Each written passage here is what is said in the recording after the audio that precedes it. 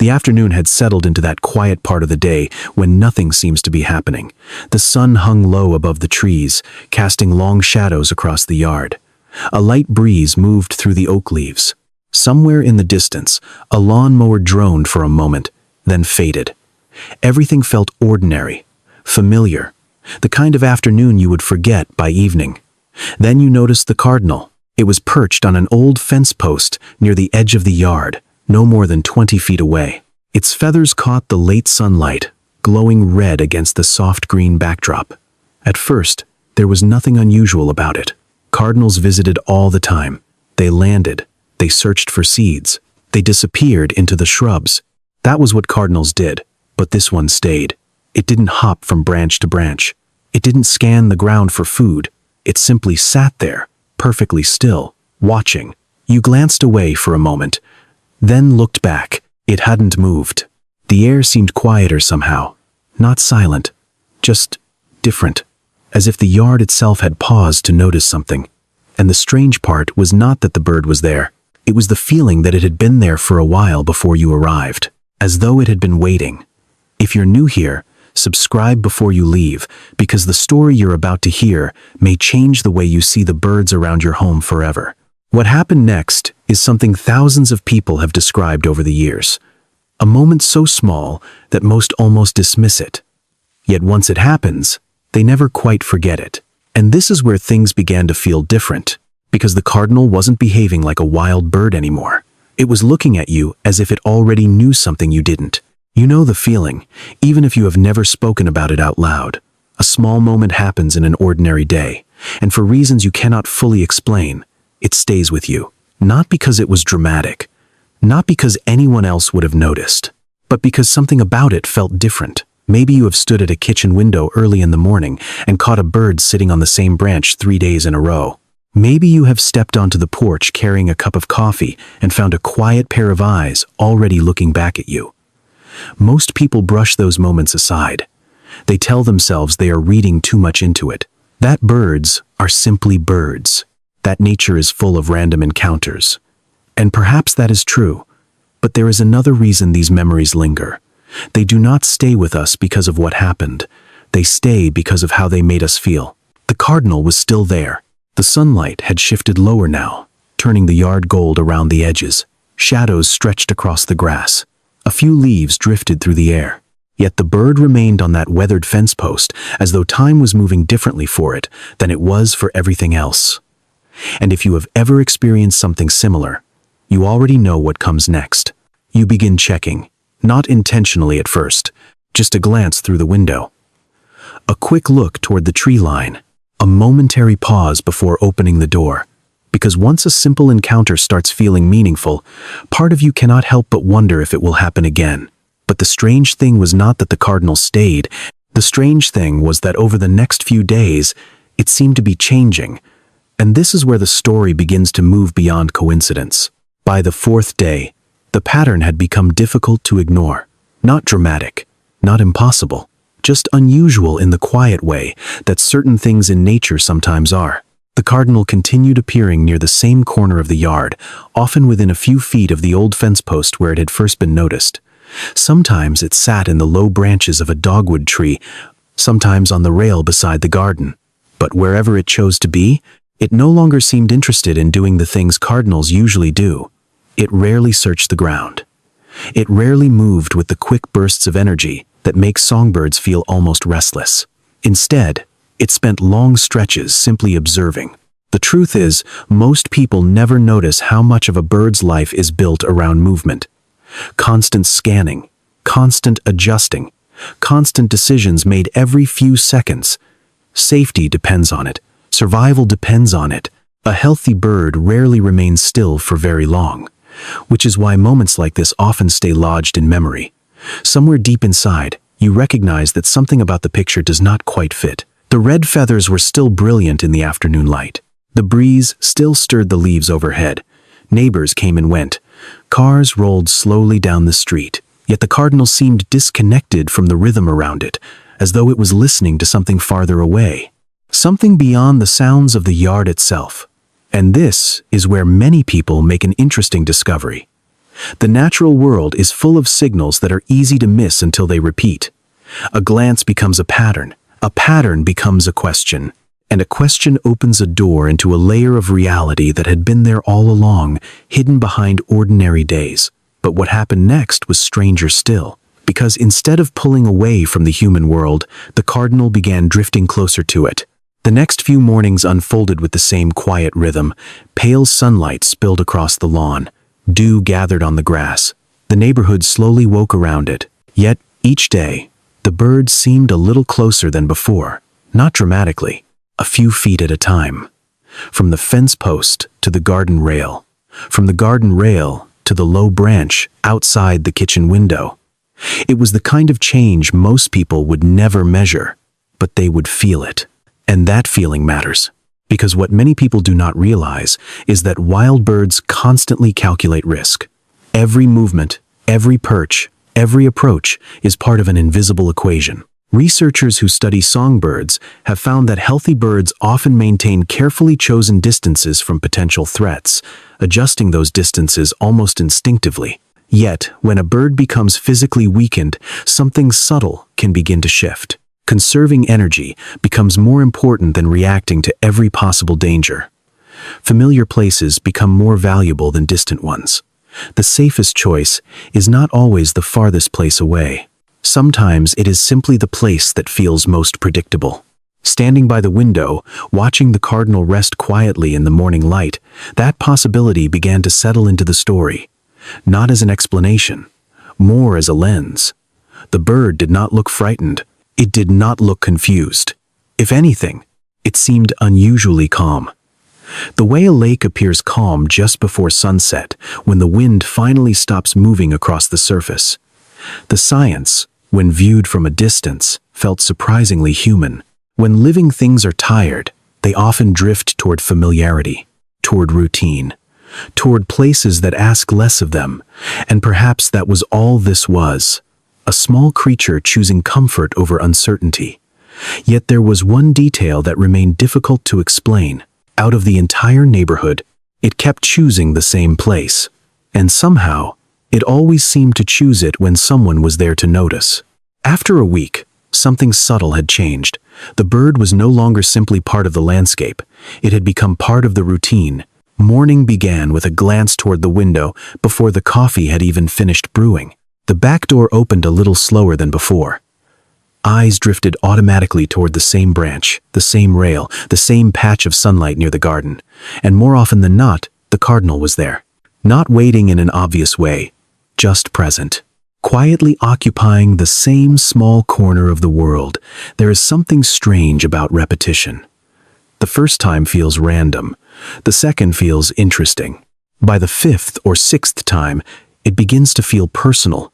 The bird never approached directly. It never landed on a shoulder or fluttered dramatically into view. What made the experience memorable was how ordinary it remained. Some mornings, it sat on the lower branch outside the kitchen window, while soft sunlight filtered through the leaves. Other times, it rested on the wooden rail, its red feathers glowing against the weathered gray boards. The distance between bird and human remained only a few yards, close enough to notice details. The slight rise and fall of its chest, the way it occasionally turned its head, the way its dark eyes seemed to settle on familiar shapes. And slowly, without realizing it, a kind of attachment began to form. Not ownership, not expectation, just recognition, the same kind that develops between neighbors who pass each other every morning without speaking, a quiet awareness that another life exists alongside your own. But what made this different was the feeling that the bird had options. An entire world of trees, fences, rooftops, and hidden places stretched beyond the yard. Yet day after day, it returned here. And after a while, that simple fact became increasingly difficult to dismiss. What made the experience linger was not any single moment. It was the accumulation of small moments that seemed to build on one another like layers of light at the end of the day. The cardinal continued returning, but now there were times when its behavior felt almost suspended between two worlds. One cool morning, the yard was covered in a thin layer of mist. The trees stood motionless against a pale gray sky. The bird appeared before sunrise, long before the neighborhood began to stir. It settled on the railing only a few feet from the window and remained there as the darkness slowly gave way to morning. Minutes passed, then more. Most birds arrive, feed, call, and move on. This one simply watched the day arrive. Another afternoon, a gentle rain drifted through the yard. Water gathered on the fence posts and slid from the leaves in slow droplets. The cardinal sat beneath the shelter of a low branch, barely moving as the world around it changed. There was something almost timeless about those scenes, not because they were extraordinary, but because they felt strangely complete, as if the bird was no longer participating in the rush of life around it. It was observing it, and somewhere along the way, a deeper question began to emerge. Not why the bird kept returning, but why certain encounters in life feel larger than the events themselves. Why a simple presence can occupy so much space in memory. Many years later, people often forget the exact weather, the exact date, even the exact season. Yet they remember the feeling, the stillness, the gaze, the sense that something meaningful was unfolding just beyond the edge of understanding. And then, one morning, something happened that made that feeling impossible to ignore. The pattern that had quietly formed over days was about to reveal itself in a way neither science nor coincidence could fully settle. The morning arrived clear and unusually still. No wind moved through the trees. No leaves trembled along the fence line. Even the familiar sounds of the neighborhood seemed slower somehow, as though the world had not fully awakened yet. The cardinal was already there, resting on the same branch outside the window. Quiet, motionless, watching. For a long moment, nothing happened. And yet, something about the scene felt difficult to ignore. Not because it was dramatic, because it was familiar. Too familiar. The bird had become part of a pattern, and patterns have a way of speaking to something deep inside us. Long before we understand them, we feel them. Many people believe that certain encounters arrive in our lives carrying more meaning than they appear to hold on the surface. Not necessarily messages, not necessarily signs, simply moments that ask us to pay attention. Across different cultures and generations, stories have emerged about animals appearing during times of transition. Birds in particular seem to occupy a special place in those stories. Perhaps because they move so easily between earth and sky. Perhaps because their presence feels both ordinary and mysterious at the same time. Whether those beliefs are spiritual, symbolic, or simply human attempts to understand difficult emotions, they persist for a reason. Something about experiences like this stays with people. Standing there in the quiet morning light, looking through the glass, it became impossible not to wonder about that. Perhaps the bird was only following instincts older than memory. Perhaps it had simply found a place that felt safe. Yet something about the way it returned, day after day, to the same small corner of the world felt larger than convenience alone. Not supernatural, not impossible, just meaningful in a way that resisted easy explanation. And then, as the sunlight finally touched the branch where it sat, the cardinal did something it had never done before. As the first rays of sunlight settled across the yard, the cardinal slowly turned toward the window, not sharply, not with urgency, just a small movement, almost effortless, as though it was acknowledging something that had always been there. For several seconds, everything seemed suspended. The branch, the glass, the pale gold light spreading across the lawn. Even the distant sounds of the neighborhood felt softened by the stillness. Then the bird remained exactly where it was, resting quietly in the warmth of the morning. There was no dramatic moment, no sudden realization, only a growing sense that the days leading up to this one had been forming a picture piece by piece. Looking back, it became difficult to separate the bird itself from the feeling it left behind. The memory was no longer about feathers or branches or fence posts. It had become something quieter, a reminder of how easily life can pass beside us unnoticed until something invites us to slow down and pay attention. The cardinal stayed for a while longer, long enough for sunlight to climb higher through the trees, long enough for shadows to retreat from the grass, long enough for the ordinary rhythm of the day to begin again. And somewhere in that silence, an unexpected peace settled over the yard. Not because questions had been answered, because they no longer seemed to require answers. Some experiences arrive in life without explaining themselves. They simply ask to be witnessed. The bird had become one of those experiences. A small red presence in an ordinary backyard that somehow felt larger than the space it occupied. And as the morning continued to brighten around it, there was a quiet sense that this moment would not last much longer. The next morning, the branch outside the window was empty. Sunlight touched the fence post. The leaves moved gently in the breeze. The neighborhood followed its usual rhythm. Everything looked exactly the same. And yet it did not feel the same. For several days, eyes still drifted toward the places where that small red figure had appeared so often. The lower branch, the garden rail, the weathered fence post glowing in the evening light. But the bird never returned. And strangely, what remained was not sadness. It was gratitude. Gratitude for a moment that could never be fully explained. Researchers might point to instinct, to familiarity, to the quiet logic of a living creature seeking comfort in a place that felt safe. And perhaps they would be right. Many people would leave the story there. Yet many others would say that some encounters carry a meaning that extends beyond explanation. Not because they break the rules of nature, but because they remind us how much of nature we still do not fully understand. Maybe it was only a bird, a tired bird resting in a familiar place during a brief chapter of its life.